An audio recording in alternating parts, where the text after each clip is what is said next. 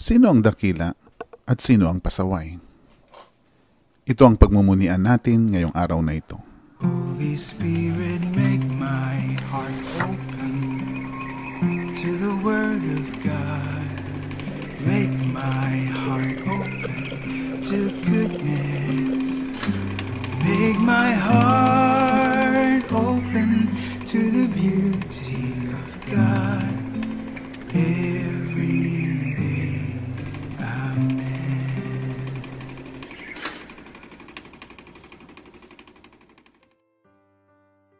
Karaniwang ginagamit ang katagang pasaway sa mga drivers na walang pakundangan sa paglabag sa batas trapiko.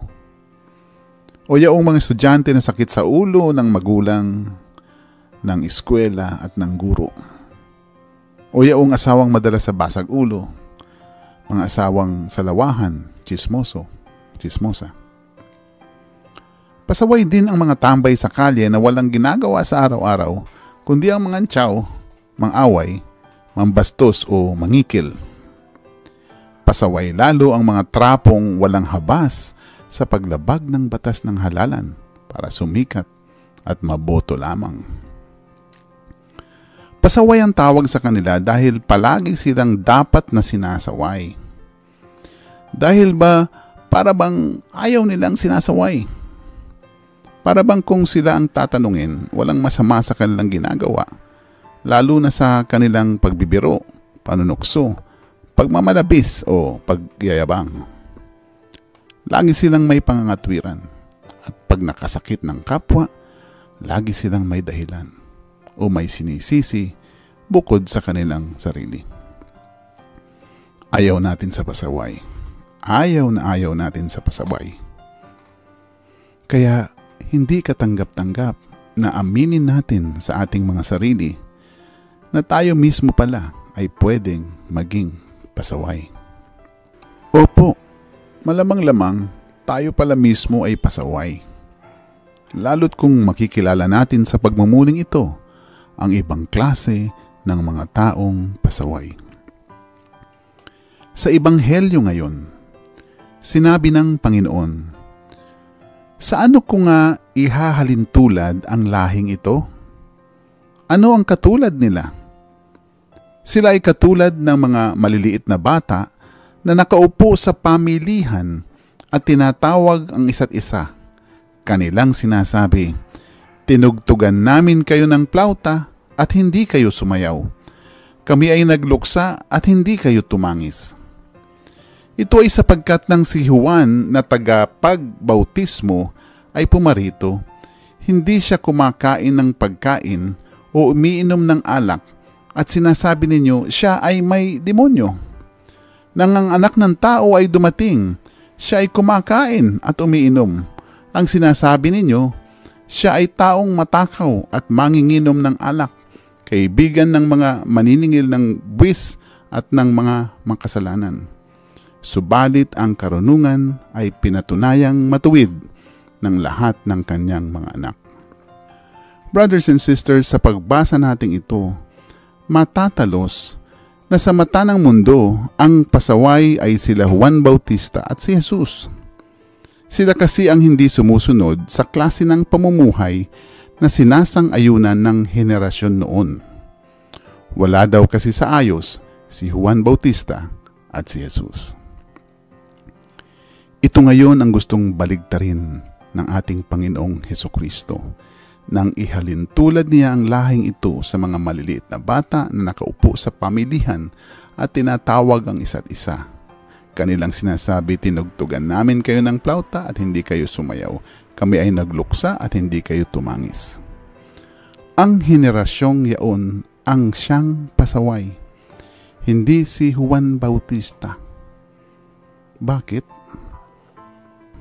Dahil ang pasaway ay hindi lamang limitado sa mga taong ayaw umayon sa klase ng pamumuhay na nakaugalian na ng lipunan.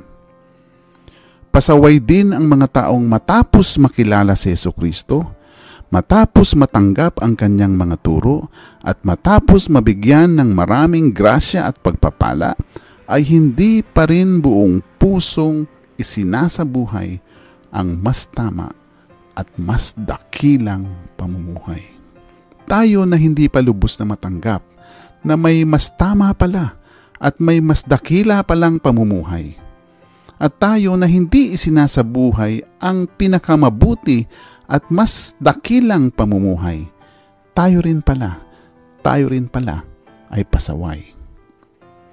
Pagmunian nating maigi ito. Ano po ba yaong mas tama at mas dakilang pamumuhay? Sa unang pagbasa po sa araw na ito, nasusulat, ngunit buong sikap ninyong hangarin ang mga kaloob na mas dakila. At ngayon ituturo ko sa inyo ang landas na pinakamabuti sa lahat, ang pag-ibig. Makapagsalita man ako sa mga wika ng mga tao at ng mga anghel, kung wala naman akong pag-ibig, para lamang akong kampanang umaalingaw-ngaw o pompyang na maingay. Kung ako man ay may kakayahang magsalita ng mensahe mula sa Diyos at umunawa sa lahat ng hiwaga, kung nasa akin man ang lahat ng kaalaman at lahat ng pananampalataya, ano pat nakakapagpalipat ako ng mga bundok, ngunit wala naman akong pag-ibig, wala akong kabuluhan. At kung ipamigay ko man ang lahat ng aking mga ari-arian at ialay ang aking katawan upang sunugin, ngunit wala naman akong pag-ibig, wala rin akong mapapala. Ang pag-ibig ay matyaga at magandang loob. Hindi mainggitin, hindi mayabang ni mapagmataas man.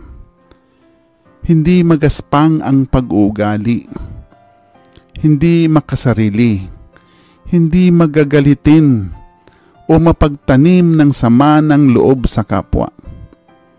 Hindi ito natutuwa sa masama, sa halip ay nagagalak sa katotohanan. Ang pag-ibig ay matiisin, mapagtiwala, puno ng pag-asa at nagtitiyaga hanggang wakas. Brothers and sisters, ang imbitasyon sa atin ay huwag makontento sa tama. Bagkus, pursigihin natin ang dakila. Huwag tayong tumigil sa mainam, kamtin natin ang pinakamainam. Huwag lang tayong mamuhay ng matuwid, mamuhay tayo ng may pag-ibig. Tunay na pag-ibig. Tunay na umiibig. Si Kristo ang laging magpapaalala at sasaway sa atin patungo dito dahil mahal na mahal niya tayo. Brothers and sisters, ito ang tunay na karunungan. Ang magpasaway sa mapagpatawad, maawain at mapagmahal na Diyos. Sama-sama po tayong manalangin. Sa ngalan ng Ama at ng Anak at ng Espiritu Santo. Amen. Mapagmahal na Ama, maraming salamat sa inyong pasensya sa amin. Maraming pagkakataon kaming naging pasaway, pero napakalawak ng inyong pangunawa at pagmamahal. Patuloy ninyo po kaming bigyan ng inyong biyaya na aminin ang aming pagmamataas at pagmamarunong. Makilala nawa namin ng lubos ang inyong karunungan.